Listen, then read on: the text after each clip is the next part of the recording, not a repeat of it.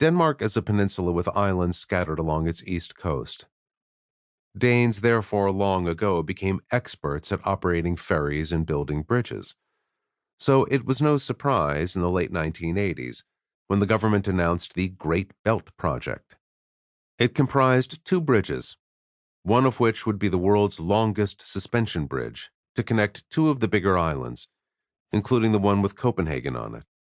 There would also be an underwater tunnel for trains, the second longest in Europe, which would be built by a Danish-led contractor.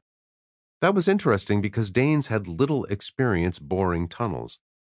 I watched the announcement on the news with my father, who worked in bridge and tunnel construction. "Bad idea," he grumbled.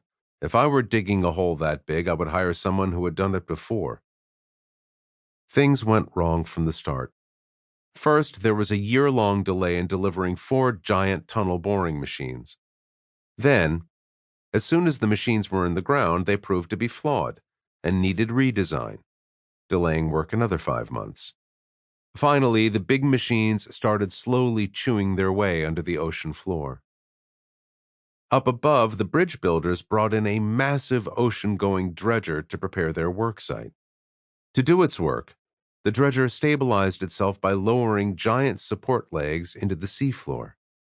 When the work was done, the legs were lifted, leaving deep holes. By accident, one of the holes happened to be on the projected path of the tunnel. Neither the bridge builders nor the tunnelers saw the danger.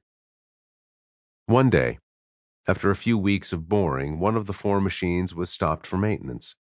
It was about 250 meters, 820 feet, out to sea and an assumed 10 meters, 33 feet, under the sea floor.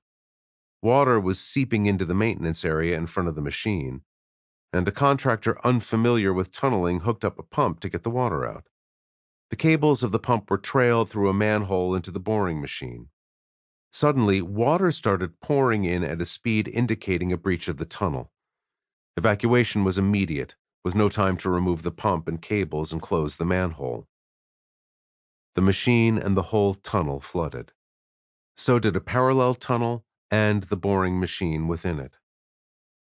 Luckily, no one was injured or killed, but the salt water in the tunnel was like acid to its metal and electronics.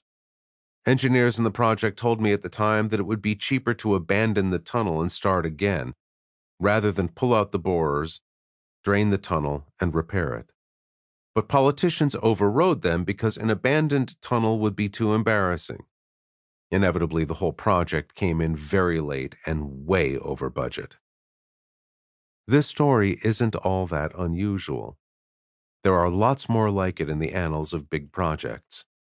But it was that project that nudged me to start a big project of my own, a database of big projects.